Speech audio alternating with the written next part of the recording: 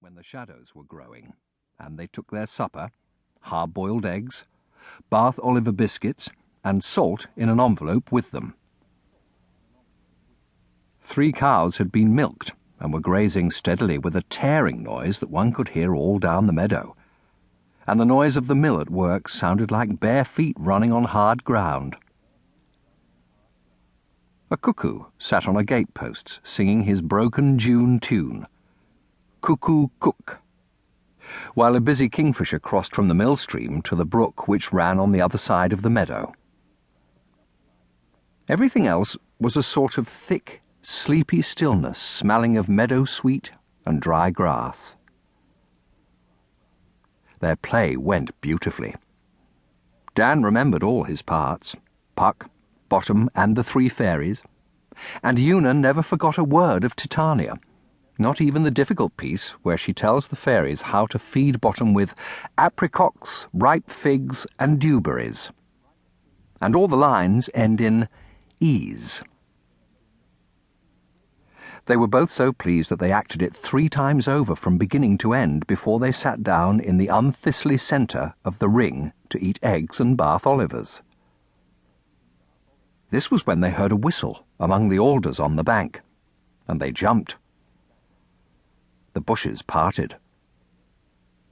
In the very spot where Dan had stood as Puck, they saw a small, brown, broad-shouldered, pointy-eared person with a snub nose, slanting blue eyes, and a grin that ran right across his freckled face.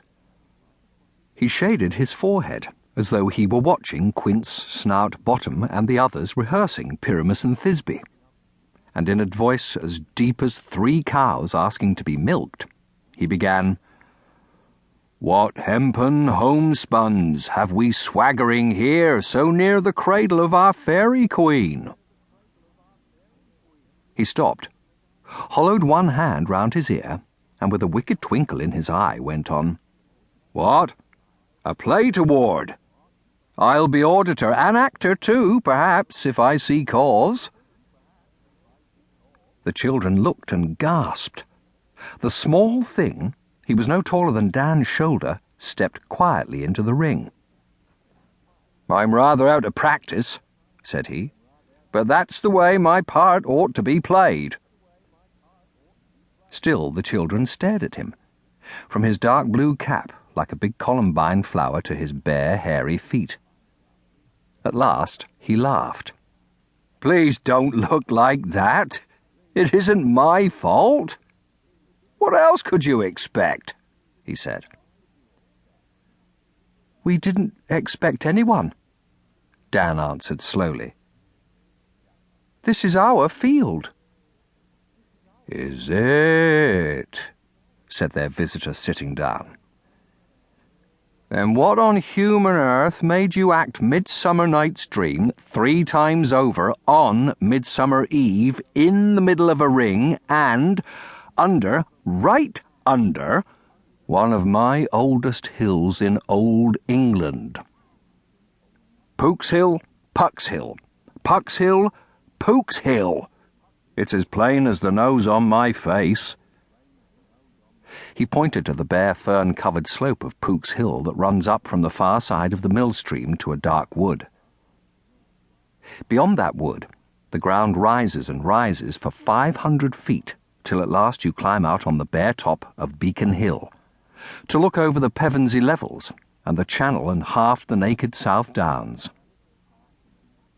"By oak, ash, and thorn," he cried, still laughing, "if this had happened a few 100 years ago, you'd have had all the people of the hills out like bees in June." "We didn't know it was wrong," said Dan. "Wrong?" The little fellow shook with laughter. "Indeed it isn't wrong. You've done something that kings and knights and scholars in old days would have given their crowns and spurs and books to find out. If Merlin himself had helped you, you couldn't have managed better. You've broken the hills!